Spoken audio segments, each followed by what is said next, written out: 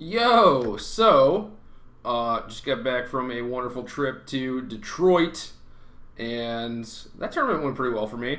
It was modern, got to play Eldrazi for probably the last time, and now we're back to standard, which is also almost done.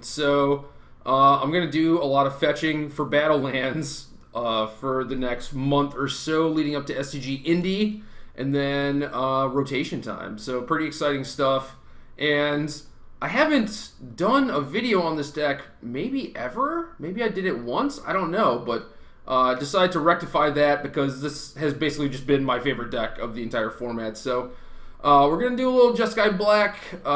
Those of you who are a little more observant may notice that it is labeled Cuneo Jeskai, and this version is based off the deck that Andrew Cuneo used to get second at GP Houston last weekend. So his major changes were Mantis Riders. He added those back into the main deck, and I think that's a pretty good call. For the regional PTQ I played in 2 weeks ago, or no, the same weekend of Houston actually, I had Mantis Riders in my sideboard, and that was pretty reasonable place to have them. I think they're mostly there to attack things like Nissa and Gideon and the green-red Eldrazi ramp decks, but it's also just like pretty reasonable to have that card against a field of Collected Company decks too, because those decks are generally pretty weak to flyers. So you see people like Brad Nelson playing things like Sky Spawner and Wingmate Rock to beat the mirror matches, and you can do the same thing with your Jeskai deck by playing Mantis Riders. So it kind of changes the focus of what your deck is actually about, because instead of being on this game plan where you're just trying to kill everything and maybe eventually resolve like a Kalitas or a Chandra and stick that, you can actually just nickel and dime them out with Mantis Rider, which I kind of like. Gives your deck a different angle of attack, which is basically always a good thing. So it does change the deck a little bit. Because you have 4 Mantis Riders, you don't have as much space for interaction, but I think that's okay, because there was certainly trouble with this deck as far as assembling a critical mass of stuff to always keep them pinned down. And Mantis Rider kind of solves that issue by making it so you don't need to kill every single thing that they play. Instead, you just need to kill their stuff and buy you enough time to actually kill them with Mantis Rider. And I think Chandra is another card that's just very, very good at adding to that game plan, where you don't necessarily need to just grind them into the dust. You just need to keep them off balance for a little bit until you can, kill them with your big threats. So the differences between this and Cuneo's deck are slight, but he made mention in his top 8 player profile that his mana base was not great. So I changed it up a little bit. This is more similar to my regional BTQ mana base, where I have Mystic Monasteries instead of the creature lands. And I think that's a change that you kind of have to make with this deck, and it's sort of twofold. The first is that you have a lot of colored mana symbols in a lot of your cards. So not only do you have Crackling Doom and Mantis Rider that require you to have specific mana at certain times, especially early, but you also have things like Jace Vryn's Prodigy and Soulfire Grandmaster that you want to play early, and like sometimes you want to play discard spells early depending on the matchup. So playing things like Needle Spires and Shambling Vent are good. I mean, those cards are obviously excellent, but they don't actually provide the necessary mana symbols that you need to cast your cards. So like when I look at this mana base, I'm like, okay, I have 15 white sources, right? I think I might have cut a white source, so now I think I'm down to 14. But yeah, like you basically want 15 sources to have. Well, 14 is like actually fine, but I feel more comfortable with 15. But 14 is fine to have a white mana source in your opening hand. However, the issue with that is that Flooded Strand and Polluted Delta might not fetch you white mana, because you might need black mana more than that. So with these decks that have fetch land dual mana bases, you actually have less sources than what it looks like on paper. So you have to be really careful with that. And when you end up playing things like Needle Spires and Shambling Vent, it also means that you don't have a dual land you can play on turn 1 that adds blue mana, so then you end up wanting to fetch an island on turn 2 to cast your Jace, and then maybe you can't cast your Crackling Doom on turn 3, so that's another issue. So there are a lot of mana issues with the deck. Cuneo noted that. He also had a second Prairie Stream in his deck, and I cut that down to 1. But I feel like that was mostly there because of Dig Through Time and issues with casting that. However, I feel like What you really need is just the second Sunken Hollow, because it allows you to fetch blue mana with Bloodstained Mire. Like, it allows you to fetch your second blue source. You may already have a Sunken Hollow in play, but then you have a Dig Through Time and a Bloodstained Mire, and you can't actually fetch blue mana. So that's another point where, like, any blood... So say, like, you have Sunken Hollow in play already, Bloodstained Mire past that is not a blue source. So when you play multiple copies of the Battlelands, that actually fixes that problem. Of course, there's a drawback there where... you end up drawing a bunch of Battlelands, and that's not good either. But there was a second issue with the mana base that I was going to talk about. The second issue with the creature lands. This deck is really good at using all of its mana every turn, and very rarely does that come down to like, oh, I'm going to activate my creature land and hit you. Generally, this deck doesn't really run out of stuff to do unless they're also like a very, very removal heavy deck. If they're killing all of your Jaces and your Soulfire Grandmasters and stuff, then sure, maybe eventually, like, you cast Painful Truce, comes up a bunch of air, and you're kind of back to not even square one, like more like square zero, where you just have a bunch of mana and not a lot of stuff to do with it. And the creature lands would help a lot with that, which would be nice, but at the same time, this deck is trying to end the game, which the previous Jeskai decks were mostly looking to prolong the game. So this deck is just like jam a Chandra when the coast is clear, hopefully ride that to victory in the next couple turns. So the need for a mana sink is also just kind of lessened because of the presence of Chandra. So it is kind of ludicrous to me that Kudio did not play Chandra, but I don't know. I'm not sure what the rationale behind that is, but especially once you have Mantis Rider, it seems really nice to have this 6 mana card that also continues to put pressure on them. It also, like in my RPTQ deck, I had main deck Radiant Flames, which I also thought were pretty well positioned for the metagame, as it were, with all the Bant decks and whatnot. And Chandra kind of does a substitute for that. It's not as clean. You can't really reset the board on turn 4, turn 5, and kill their 2 or 3 creatures. And sometimes you play Chandra, have to wipe their board, and then you just lose Chandra to like a Lumbering Falls attack or whatever. So it's certainly not as good at Radiant Flames, at doing what Radiant Flames does, but it is versatile. It is powerful. It is very, very good.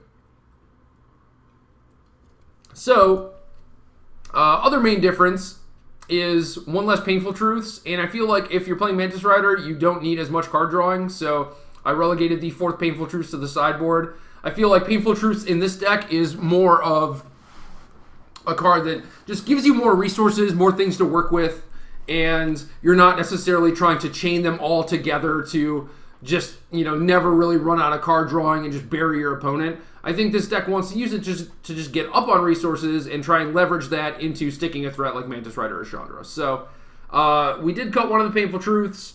Also, since we're like doing Mantis Rider-y things, we don't necessarily want to just sit back and be drawing cards anyway. We want to try and use the resources we have, leverage those into an actual victory. So, past that, 11 removal spells main deck, not counting Chandra or, things like Kalitas, Mantis Rider, Soulfire Grandmaster, which are like kind of removal spells at times. Like, they sort of brick your opponent's creatures in different ways, and Soulfire allows you to rebuy your removal spells. So as long as you actually have a removal spell to go with Soulfire Grandmaster, it often feels like you actually have access to more removal than you really do. And Painful Truce and Dig Through Time also find removal spells. Chandra's kind of a removal spell, can dig you for removal spells. Like, this deck is not really short on removal. You just, you have to draw into the first couple naturally, and then you can probably find more as is necessary.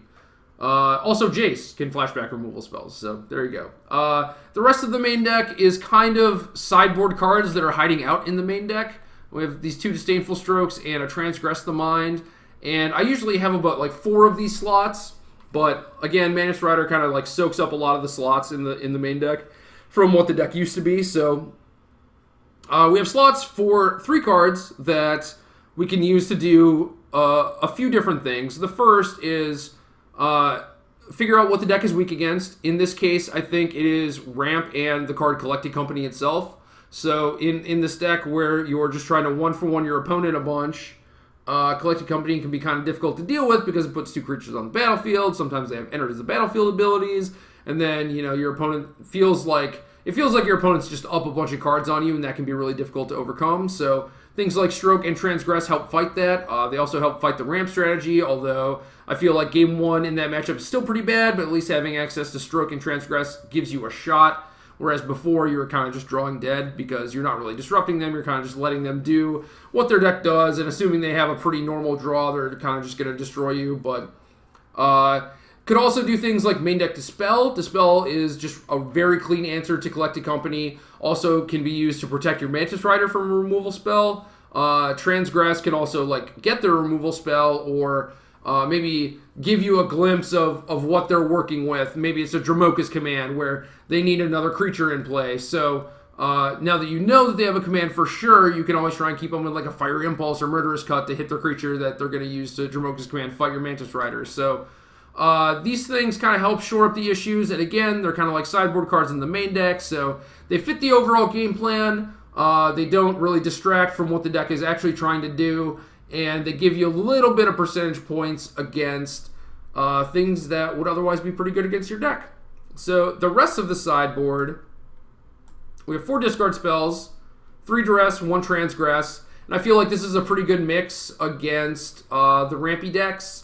Duress is kind of the best one because it is cheaper. Sometimes you want to play a Jace on turn 2, but you're actually in a spot where you have to Transgress first to try and strip their ramp spell, otherwise they might get too far ahead. But with Duress, sometimes you can play turn 1 Duress, turn 2 Jace, and that's really, really strong, really powerful, good opening against them. But Transgress is also good a little bit later when they've played their ramp cards, and now they're just waiting to draw into more mana sources so they can start casting like their World Breakers and their Ulamog's and stuff like that. So Transgress can actually strip the threats instead of going after the ramp spells. So I do like this mix. Transgress can also come in different spots. You can bring this in against Collected Company, and you can use it to strip their Reflector Mage, maybe to protect your Kalitas, or strip like their Goblin Dark Dwellers or Siege Rhino against something like Mardu Green. So I like having the mix. Obnixilis is kind of just like a big removal spell. This is kind of like a big roast, but is also just a draw engine against other control decks or things like Mardu Green. We have a couple more roasts for big ground creatures. Siege Rhino and Goblin Dark Dwellers are the primary ones that we're going after with this, although things like Sylvan Advocate definitely need to die also, so roasts can come in there. We have Radiant Flames against the go-wide decks of the format. There are a lot of token strategies, Secure the Wastes, Nissa Gideon, Hordling Outburst, things like that. I don't have any Irration Clerics because the way the Atarka Red decks are built now, they're a little bit more resilient. They're not necessarily trying to kill you with Titan Strength. They're going wide with Nissa, Voice of Zendikar, alongside their Hordling Outburst. So you kind of configure your deck post-board in such a way to try and contain like their go-wide aggressive draws, but also respect the fact that they do have late-game stuff. They have Pia and Kieran, they have Goblin Dark Dwellers, they have Den Protector, they have some Planeswalkers, and stuff like that. So a Ration Cleric does not line up very well against those decks. So we have the Flames, but none of the dakey little life gain stuff. 4th copy of Painful Truths for any matchup that's really grindy, and then some counter spells. So we have the 3rd Disdainful Stroke and a Negate. This Negate could also be a Disdainful Stroke, but Negate is better against decks with Painful Truths, and those are not a huge part of the metagame right now, but I think Negate is close enough to Disdainful Stroke in power level against the ramp decks that you can afford just playing a Negate and having it be fine. And then we have a couple Dispels, which are basically just for Collected Company decks, because sometimes, they put a lot of pressure on you, right? And they utilize tempo to the fullest, and they tax your mana, because they generally operate like a kind of like lower to the ground, leaner deck, and they get ahead of you, and they try and cement that advantage by playing things like Collected Company or Reflector Mage or whatever. And it can be tough to try and keep them with Disdainful Stroke to stop their Collected Companies. So having Dispel be 1 mana cheaper, it might not seem like a big deal, but I do think it's a big deal. So if you have the slots, which I do now because I cut the Irration Clerics, I think the Dispels are a good choice, because otherwise you would just be like leaning on Transgress and Disdainful Stroke to stop Collected Company, and those are kind of clunky, kind of awkward. So I like the Dispels. There are also, from some fringe situations. Maybe people are playing like Red-Green Landfall or Atarka Red, where they actually just have the Become Immense Battle Rage combo. And granted, a lot of people tend to sideboard that out against Jeskai, and then you board in Dispel, so it's kind of awkward. But if you don't have access to the spell, I do feel like that combo is still pretty good against this deck, because now the deck is less lean and it's a little more clunkier with things like Kalitas and Chandra, so I do want the lean answer to that combo in case it actually ever happens. So yeah, mostly for Collected Company, but there are other applications. Secure the Waste is another pretty big one too that I want to counter. So that is it. This is not necessarily what I would consider to be the best Jeskai Black deck as of right now. I do feel like the best version of Jeskai Black likely has a lot of these cards in it. I'm just not really sold on the main deck Mantis Riders, but we'll play with them, see how it goes, and I'm likely going to play this at SCG Indy regardless of what the format looks like, I think, just because it's the last time to play this format, for me at least, and this deck is a lot of fun, so this is kind of like some selfish testing on my end, but I don't feel bad about it, so let's do some battle.